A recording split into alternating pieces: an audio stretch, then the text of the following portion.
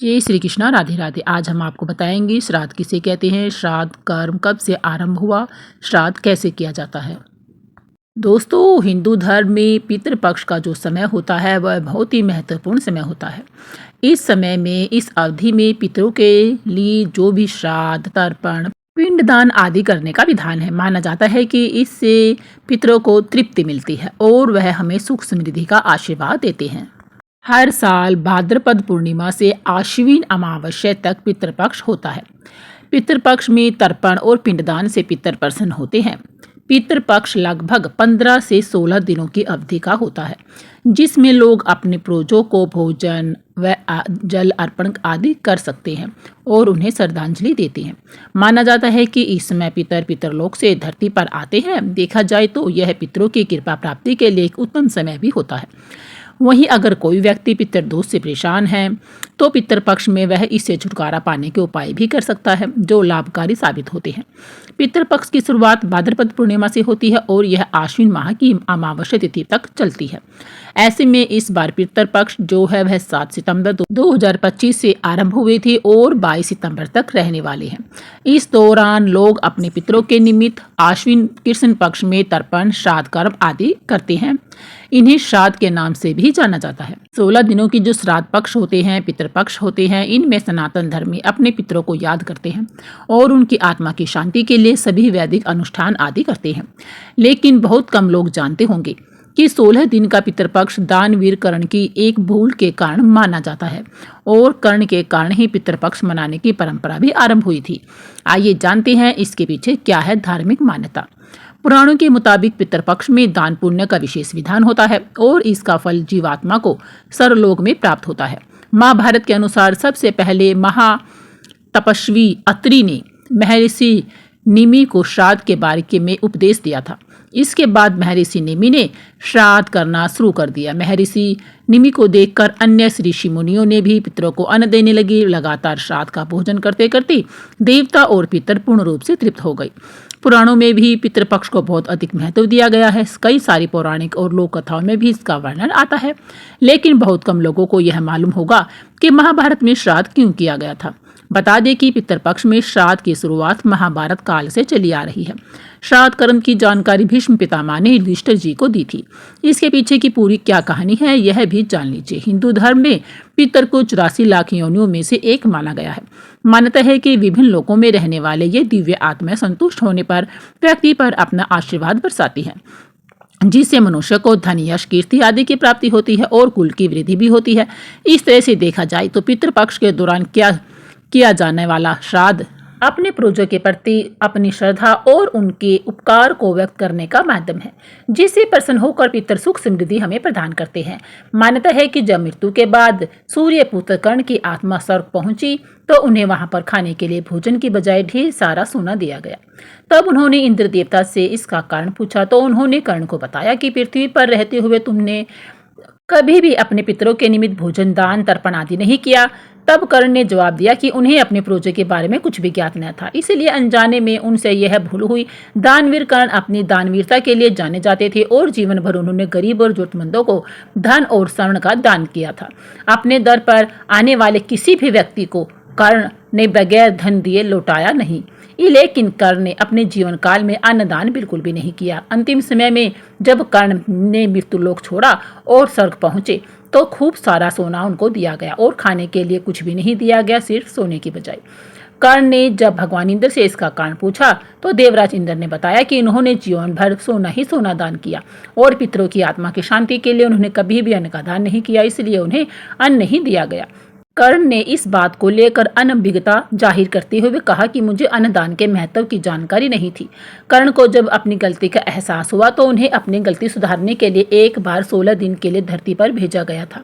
इन 16 दिनों में कर्ण ने अपने पूर्वजों को याद करते हुए तर्पण किया और भूखे और गरीबों को खूब अन्नदान किया और फिर सर्वलोक को चले गई। ऐसी मान्यता है कि तभी से 16 दिन का पितृपक्ष मनाने की परंपरा चली आ रही है और इस दौरान लोग अपने पुरखों को याद कर भोजन का का आयोजन भी करते हैं। साथ ही इस बात का भी ध्यान रखना चाहिए कि पितृपक्ष के दौरान यदि कोई भिक्षा मांगने आए तो उन्हें कभी भी खाली हाथ न जाने दे। पितर कभी भी अपनी संतानों को परेशान नहीं करते। वे बहुत दयालु होते हैं, लेकिन संतानों की अपेक्षा से दुखी हो जाते हैं, क्योंकि संतान के द्वारा श्राद्ध कर्म और पिंडदान आदि करने पर उन्हें तृप्ति मिलती है और वे अपनी संतानों को धन धान्य और खुश रहने का आशीर्वाद प्रदान करते हैं। पितर कभी ये नहीं चाहते कि उनकी संतानें उनको तृप्त करने के लिए बहुत कुछ करें। वे तो श्रद्धा भाव से किए गए श्राद्ध को खुशी के साथ स्वीकार कर लेते हैं। कहा भी गया है कि श्रद्धा के बिना श्राद्ध अधूरा ही होता है। इसी से जुड़ी है श्राद्ध पक्ष की पौराणिक कथाएं। आइए जानते हैं कैसे श्रद्धा भाव से प्रसन्न होकर पितर देते हैं अपना आशीर्वाद। पौराणिक कथा के अनुसार जोगी और भोगे नाम के दो भाई थे। दोनों अलग अलग घरों में ही रहा करती थी। जोगे के पास खूब सारा धन था और लेकिन भोगा गरीब था। दोनों भाई एक दूसरे से बहुत प्रेम भी करते थे, लेकिन जोगे की पत्नी को धन का बड़ा अभिमान था, क्योंकि उनके पास बहुत सारा धन था। तो वही भोगे की पत्नी सुशील और शांत स्वभाव की थी। जब पितृपक्ष आने पर जोगे की पत्नी ने उससे पितरों का श्राद्ध करने के लिए कहा तो जोगे ने इसे व्यर्थ का कार्य समझकर टालने की कोशिश की, लेकिन जोगे की पत्नी केवल अपनी शान दिखाने के लिए श्राद्ध का कार्यक्रम रखना चाहती थी, ताकि वह अपने मायके पक्ष के लोगों को बुलाकर दावत कर सके। जोगे की पत्नी ने जोगे से कहा कि मुझे कोई परेशानी नहीं है, इसलिए आप ऐसा कह रहे हैं, लेकिन मैं सत्य कहती हूँ, मुझे इसमें कोई परेशानी नहीं है। मैं भोगे की पत्नी को बुला लूंगी, हम दोनों मिलकर सारा काम कर लेंगे। दूसरे दिन भोगे की पत्नी सुबह आकर सारा कार्य करवाने लगी। उसने अनेक पकवान बनाए, फिर सभी काम निपटाने के बाद अपने घर वापस आ गई, क्योंकि उसे भी पितरों का तर्पण करना था। जब पितर भूमि पर उतरे तो जब वे जोगे के यहाँ गए तो देखा कि उसके ससुराल पक्ष के सभी लोग भोजन पर जुटे हैं। वहां ये सब देखकर वे बहुत निराश हुए। उसके बाद जोगे भोगे के यहाँ गए तो देखते हैं कि मात्र पितरों के नाम पर केवल अगियारी दे रही है। पितर उसकी राख चाटते हैं और भूखे ही नदी के तट पर पहुंच जाते हैं। कुछ ही देर में सारे पितर अपने अपने यहाँ का श्राद्ध ग्रहण करके इकट्ठे हो गए और बताने लगे कि उनकी संतानों ने किस किस तरह से उनके लिए श्राद्धों के पकवान बनाए। जोगे भोगे के पितरों ने भी अपना सारा कुछ बताया। उन्होंने सोचा कि अगर भोगे निर्धन न होता और श्राद्ध करने में समर्थ होता तो शायद उन्हें भूखा वापस नहीं आना पड़ता, क्योंकि भोगे के घर में तो खाने के लिए 2 जून की रोटी भी नहीं थी। ये सारी बातें सोचकर पितरों को भोगे पर दया आ गई। अचानक से वे नाच नाच कर गाने लगे कि भोगे के घर धन हो जाए, भोगे के घर धन हो जाए। सांझ का समय हो गया, लेकिन भोगे के घर में खाने को कुछ भी नहीं था। उससे बच्चे भूखे होते। बच्चों ने अपनी माँ से कहा कि भूख लगी है माँ। तब उन्हें टालने के लिए गुस्से से गरज कर भोगे की पत्नी ने कहा, तो आंगन में ओधी औंधी रखी है, उसे जाकर खोल लो, उसमें जो भी मिल जाए आपस में बांटकर खा लेना। बच्चे जब वहां जाकर ओधी देखते हैं तो वे दौड़े दौड़े माँ के पास जाकर कहते हैं कि माँ, ओधी तो मोहरों से भरी पड़ी है। आंगन में आकर भोगे की पत्नी ने यह सब कुछ देखा तो उसके आश्चर्य का ठिकाना नहीं रहा। इस तरह पितरों के आशीर्वाद से भोगे भी धन धान्य से परिपूर्ण हो जाता है, लेकिन वह इस बात को बिल्कुल अहंकार नहीं करता और अगले बरस पूरी श्रद्धा के साथ भोगे एवं उसकी पत्नी अपने पितरों का श्राद्ध करते हैं। भोगे की पत्नी पितरों के लिए 56 प्रकार की व्यंजन तैयार करती है। वे दोनों ब्राह्मणों को भोजन कराते हैं। अपने जेठ जेठानी को बुलाकर सम्मान के साथ सोने चांदी के बर्तनों में भोजन कराते हैं। इससे उनके पितर बहुत प्रसन्न होते हैं। पितरों को प्रसन्न करने के लिए अवश्य सुने ये कथा। भगवान श्री कृष्ण से एक बार पक्षीराज गरुड़ ने कहा, हे प्रभु, पृथ्वी पर लोग अपने मित्र पितरों का श्राद्ध कैसे करते हैं? उनकी रुचि का भोजन ब्राह्मणों आदि को कराते हैं, पर क्या परलोक से भी पृथ्वी पर आकर श्राद्ध में भोजन करते पितरों को किसी ने देखा भी है? भगवान श्री कृष्ण ने कहा, हे गुरु, तुम्हारी शंकाओं का निवारण करने के लिए मैं देवी सीता के साथ हुई घटना को तुम्हें सुनाता हूँ। सीता जी ने पुष्कर तीर्थ में अपने ससुर आदि 3 पितरों को श्राद्ध में निमंत्रित ब्राह्मणों के शरीर में देखा था। वह कथा सुनो। भगवान श्री कृष्ण जी कहते हैं, हे गरुड़, यह तो तुम्हें ज्ञात ही है कि श्री राम अपने पिता दशरथ की आज्ञा के बाद वन गमन कर रहे थे। साथ में देवी सीता भी थी। बाद में श्री राम को यह पता लग चुका था कि उनके पिता उनके वियोग में शरीर त्याग चुके हैं। जंगल जंगल घूमते सीता जी के साथ श्री राम ने पुष्कर तीर्थ को भी यात्रा की। अब यह श्राद्ध का अवसर था। ऐसे में पिता का श्राद्ध पुष्कर में हो, इससे श्रेष्ठ बात क्या हो सकती थी भला। तीर्थ में पहुंचकर उन्होंने तैयारी आरंभ की। श्री राम ने स्वयं ही विभिन्न शाक फल एवं अन्य उचित खाद्य सामग्री इकट्ठी की। जानकी जी ने भोजन तैयार किया। उन्होंने एक पके हुए फल को सिद्ध करके श्री राम जी के सामने उपस्थित किया। श्री राम ने ऋषि और ब्राह्मणों को सम्मान सहित आमंत्रित किया। श्राद्ध कर्म में दीक्षित श्री राम की आज्ञा से स्वयं दीक्षित होकर सीता जी ने उस धर्म का सम्यक और उचित पालन किया तथा सारी तैयारियां संपन्न हो गई। अब श्राद्ध में आने वाले ऋषि और ब्राह्मणों की प्रतीक्षा थी।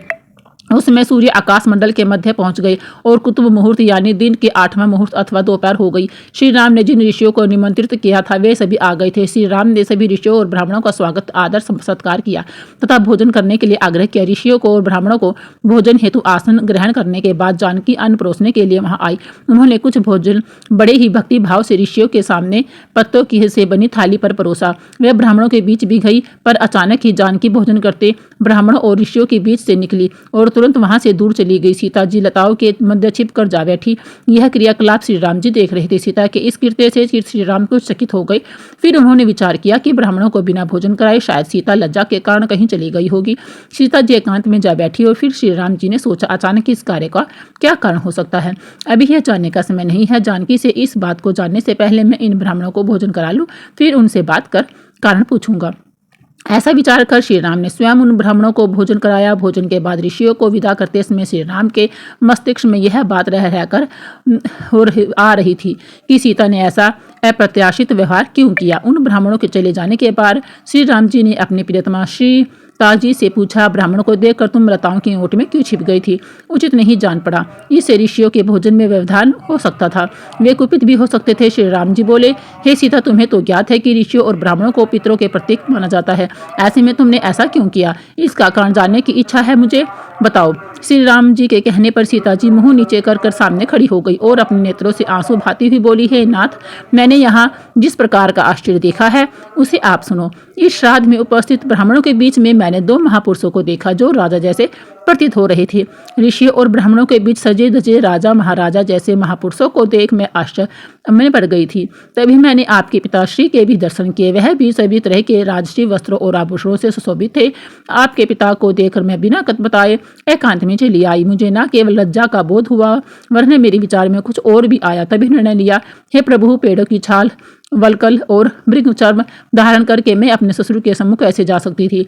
मैं आपसे यह सत्य ही कह रही हूँ। अपने हाथ से राजा को मैं वह भोजन कैसे दे सकती थी जिसके दासों के भी दास कभी वैसा भोजन नहीं करते? मिट्टी और पत्तों आदि से बने पात्रों में उस अन्न को रखकर मैं उन्हें कैसे दे देती? मैं तो वही हूँ जो पहले सभी प्रकार के आभूषण से शोभित रहती थी और आपके पिताश्री मुझे वैसी ही स्थिति में देख चुके थे। आज मैं इस अवस्था में उनके सामने कैसे जा सकती थी? इससे उनके मन को भी अक्षोभ होता। मैं उनको अक्षोभ में कैसे देख सकती थी? क्या यह कहीं उचित होता? इन सब कारण से लज्जा हुई और मैं वापस आ गई। किसी की दृष्टि ना पड़े इसलिए संघलता में आ बैठी। गुरु जी बोले, हे भगवान, आपकी इस कथा से मेरी शंका का उचित निवारण हो गया है कि श्रद्धा में पितर साक्षात प्रकट होते हैं और वे श्राद्ध का भोजन करने वाले ब्राह्मणों में उपस्थित रहते हैं। जय श्री राम, जय श्री कृष्ण। प्रेम से बोलिए जय जय श्री राम। आप सभी को यह जानकारी कैसी लगी हमें कमेंट बॉक्स में जरूर बताइए। अच्छी लगी हो तो लाइक करें, शेयर करें, सब्सक्राइब जरूर करें। बोलिए जय श्री कृष्ण। राधे राधे।